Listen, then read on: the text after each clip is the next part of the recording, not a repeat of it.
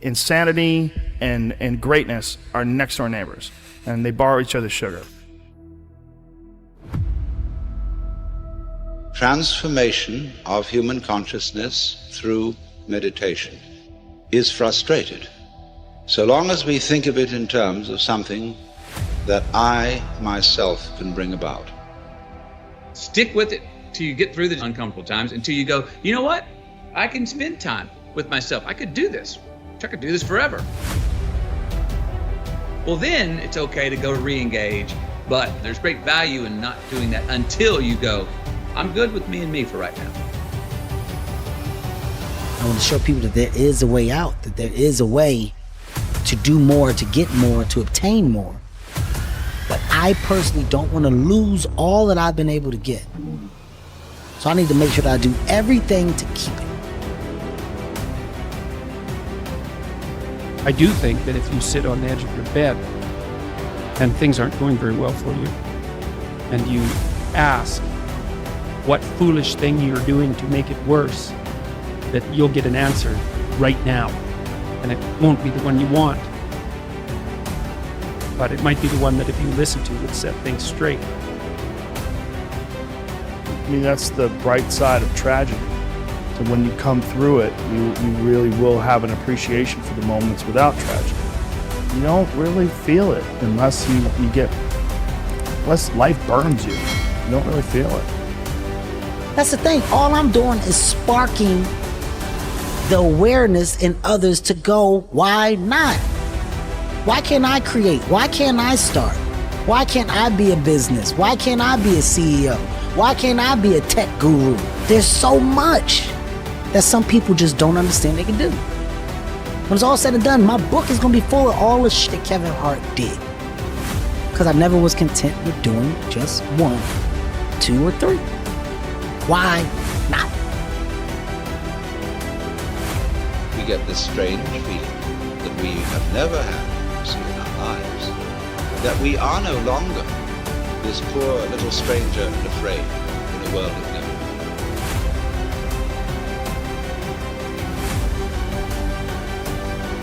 Momentum is a big thing with human beings. It's a big thing for me, at least. If I'm on a good momentum of healthy eating and exercise, I love it. I like waking up sore, pushing further. I like writing down my workouts, what I've done. And I like hitting that gym hard on a daily basis. And I build momentum. And I find that when I do that with writing, whether I do that with performing, whether I do that with anything, it just gets everything going. It just creates energy. Being lazy robs you of energy. Like being sedentary, being uninspired, being bored, it robs you of one of the most precious things you can have in this life, enthusiasm.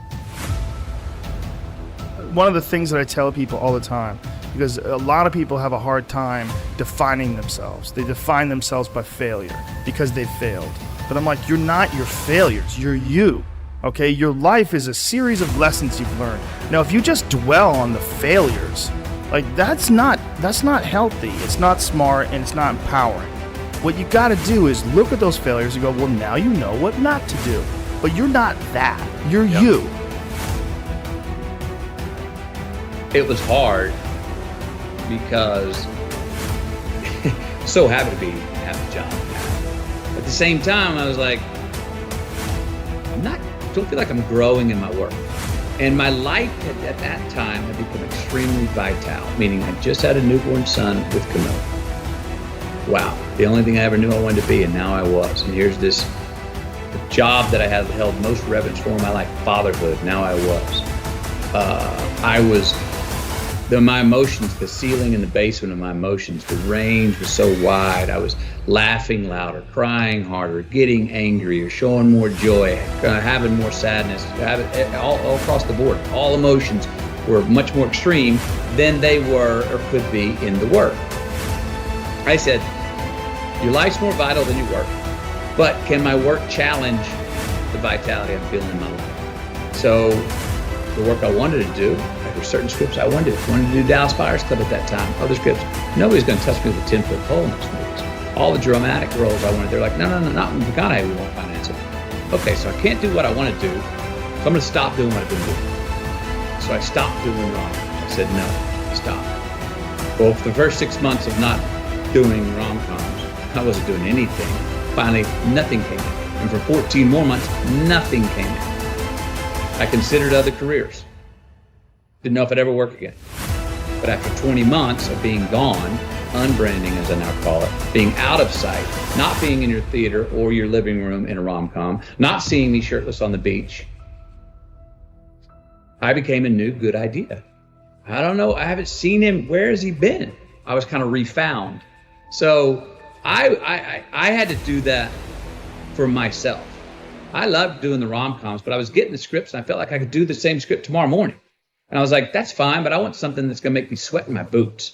I want some work that's gonna challenge me and make me go, I'm scared of this role for all the right reasons.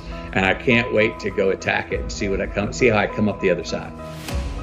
Why seek the role that's hard? Because it costs me something. Because it costs. It's not really a risk unless you lose the fight.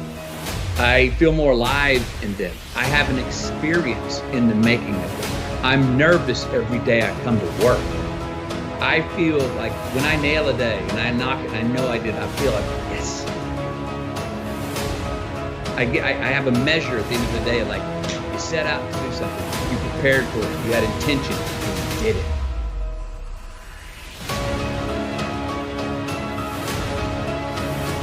There's lots of ways to interpret the world, and maybe even make a case that there's an endless number of ways to interpret the world.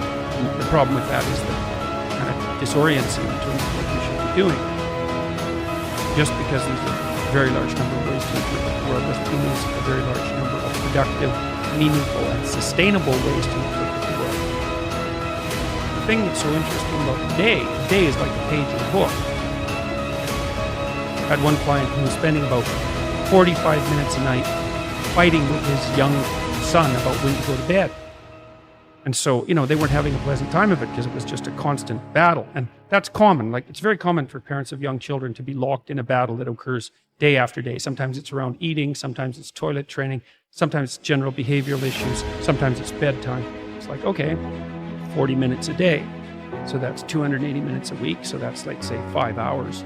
20 hours a month, it's 240 hours in a year. That's 6 work weeks, that's a month and a half. You're spending a month and a half of work weeks doing nothing but fighting with your son. Don't fool yourself. Anything that's every day is a significant percentage of your life. You're awake, let's say 16 hours. 5 of those hours are basically maintenance. So you got about 11, and then 7 of those are work. So now you're down to 4. So if you're spending 15 minutes a day doing something painful and stupid and you do it every day, it's like 10% of your productive life. Because people think backwards. They think, well, I have a vacation coming up and that's really important. It's like, no, it's not. You're only going to do it once. It's not that important. How you treat each other at lunchtime, if you eat together every day, that's your life. Fix that. Get it so that the food's good. Get it so that you're happy with the people that are sitting there. Fix that. It's like, poof, 10% of your life is fixed. The purpose is to align ourselves to really make a change. So you can either be the conversation about making change, or you can be a part of the action to do it. I want to be a part of the action. I don't want to be you or beat you. I want to take this energy and apply it to myself. That's the purpose of seeing. So I come here and I look at how you maneuver. I look at your setup. I not only bow down and congratulate you, I leave and I say, yo, man, I'm inspired, dude. Joe, I can't wait in 2 years. You're going to come and you're going to see my shit. And you remember I said I was inspired, but you're going to see what I let it grow into. That's the proper way to get encouraged and motivated. Look at your circle, right? When you can merge yourself with good people and follow the paths that you see that these good, successful people have taken, you then become a part of a world and group that nobody expected you to be in. So everything else from the outside that comes in, you're throwing at a bubble that can't be popped. It's a force field around me.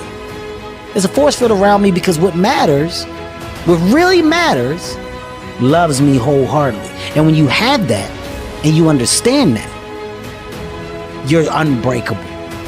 So if you don't add to that force field, if you don't make my force field stronger, you don't get time from me. My true understanding is, all right, you got one life. And that one life, the goal for us is to live it to the best of our ability from the beginning to what's said the end. People don't understand it's you against you. The only person that gets in your way is you. Nobody else. It's you.